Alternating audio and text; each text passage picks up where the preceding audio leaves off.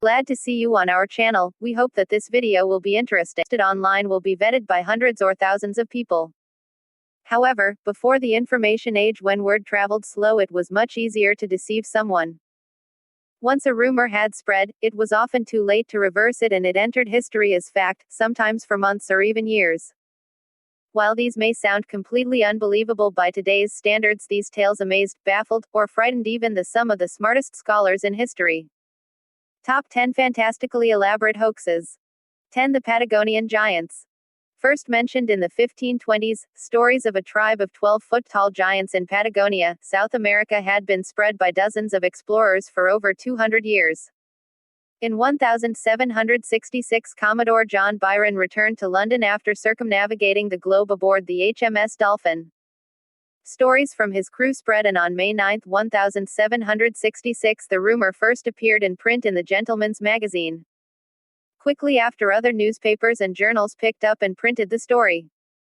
In this version, the crew recalled a tribe of 9-foot-tall giants.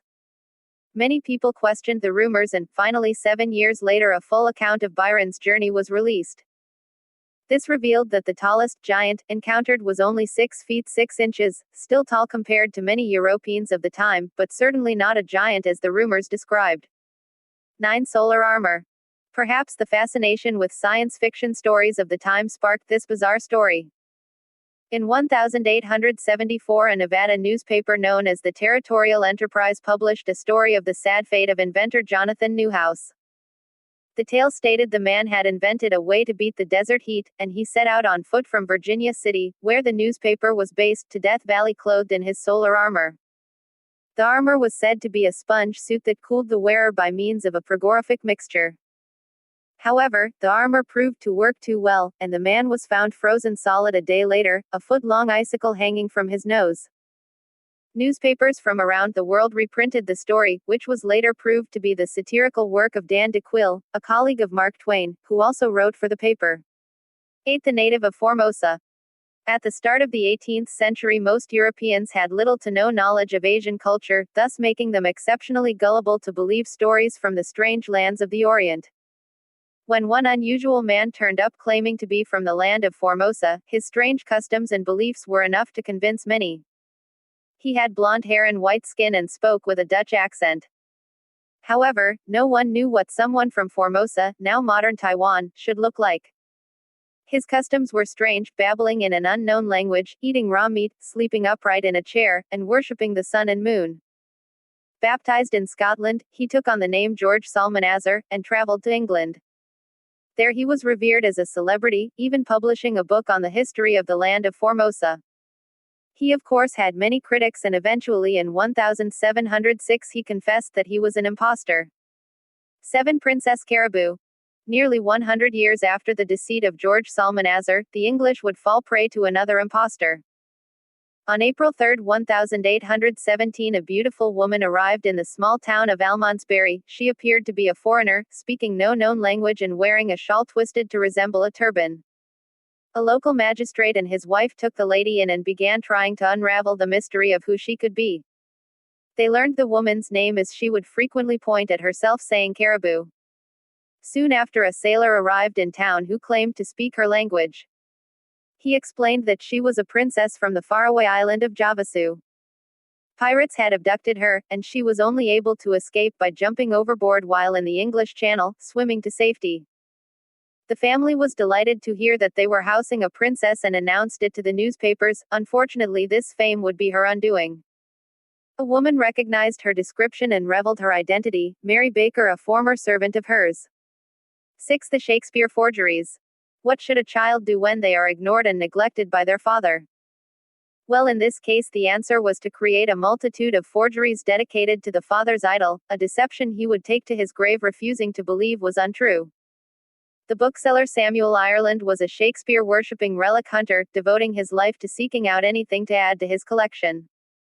In 1794, his 18-year-old son, William, brought him a mortgage document, supposedly signed by the bard himself. William worked at a law office and claimed to have found this in some estate papers. Of course, Samuel was delighted, and William was no longer just an afterthought in his life. The forgeries would continue. A love letter to Anne Hathaway came next, and following that, the most brazen of all, a lost play. Yes, William wrote a play titled Vortigern and passed it off as a Shakespearean work. Despite suspicion, this play was performed once, though the actors caught on and realized it was only a farce. 5 scalps by mail. Not all hoaxes are meant just to deceive. In this case, there was a much larger purpose. Aiding the American war effort in 1782 by convincing Europe to turn against the British. Benjamin Franklin was known to purport several hoaxes in his time. For this one, he had fake newspaper printed entitled Supplement to the Boston Independent Chronicle. This alleged that American Indian warriors were sending hundreds of scalps as war trophies to British royalty and members of Parliament. For extra emphasis, they were described as the scalps of women and children. This shocked the public opinion on the British. Of course, even once revealed to be untrue, many would still believe or never follow up to learn the actual truth. 4. Vrain Lucas. For another take on forgery, let us examine the case of Vrain Lucas, perhaps the most ambitious forger in history. In 1851, Vrain met Michel Chassels, a French mathematician. Chassels was intrigued when shown letters Vrain claimed he had found. He claimed they were written by such noteworthy names as Joan of Arc and Charlemagne. When Chassels offered to buy the documents, the real forgery began. Vrain wrote letters from Julius Caesar, Aristotle, Shakespeare, Mary Magdalene, Alexander the Great, and more. The letters shared one thing that kept Chassels buying: they all spoke highly of France. Perhaps being the patriot that he was kept him from realizing some obvious errors. First, all the letters were written in French and all were on the same watermarked paper, even ones supposedly written before paper was invented. Thousands of letters, and 18 years later Chassels finally caught on, and Vrain was sentenced to 2 years in jail. His greatest forgery would go undelivered: a letter from Jesus, written in French, of course. 3. The Turk. Seemingly impossible machines have fascinated people for centuries. In the 1700s, there were automata, ingeniously built machines that were widely praised and admired.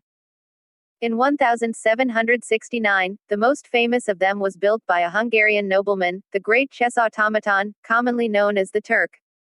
The machine consisted of a wooden figure dressed in Turkish clothes that emerged from a large wooden box. Billed as being an actual thinking machine, it would be wound up where then it would play chess against a human opponent. Many clever deceptions were in place to convince the audience that this was indeed only a machine. Sliding panels revealed the interior to be only gears, and when the machine moved the chess pieces, it was accompanied by grinding and whirring of gears. The secret to the machine's operation was constantly being speculated. The real secret finally being discovered: that a chess master was cleverly placed inside the gearbox in a way that could not be seen. His movements, along with magnetic chess pieces, being the clever way this device worked. 2. The Great Stock Exchange Hoax. In another instance of obviously illegal hoax purported for financial gain, we have this doozy. In 1814, a man wearing the uniform of a British military officer arrived at an inn and announced the war was over, Napoleon had been killed, and the government restored. The people were ecstatic. Horses were sent to London to deliver the news. The people rejoiced and stocks soared. This was soon revealed as a hoax. Napoleon was still alive. The subsequent investigation uncovered a scheme to manipulate the prices on the London Stock Exchange, and a scapegoat was arrested for masterminding the entire plan. Lord Thomas Cochrane was imprisoned with only some circumstantial evidence. Eventually, he would be pardoned by the king, as no real evidence was ever found, and the real mastermind behind this plot was never found. 1. Manhattan is sinking. It is genuinely puzzling that individuals could have accepted this story, and it is to a great extent unconfirmed. Be that as it may, it has advanced into history in spite of the absence of printed verification. The story goes that gossip started to course in 1824, expressing that because of the huge measure of new development, the island of Manhattan had started to tilt and was gradually tipping into the sea. This gossip kept on flowing and developed for half a month, until a resigned craftsman proposed a smart arrangement. The craftsman, who distinguished himself as Lozier, proposed the island be sawed down the middle, where it could then be towed out to the ocean and turned around. By turning it around, the weight circulation would be amended and the island parts could then be rejoined. An ever-increasing number of laborers started to react to the ad for this business, and the date was set. At the point when this date came, Lozier was mysteriously absent and the laborers were left irate and jobless. If you liked the video or it was just interesting, like and subscribe to the channel.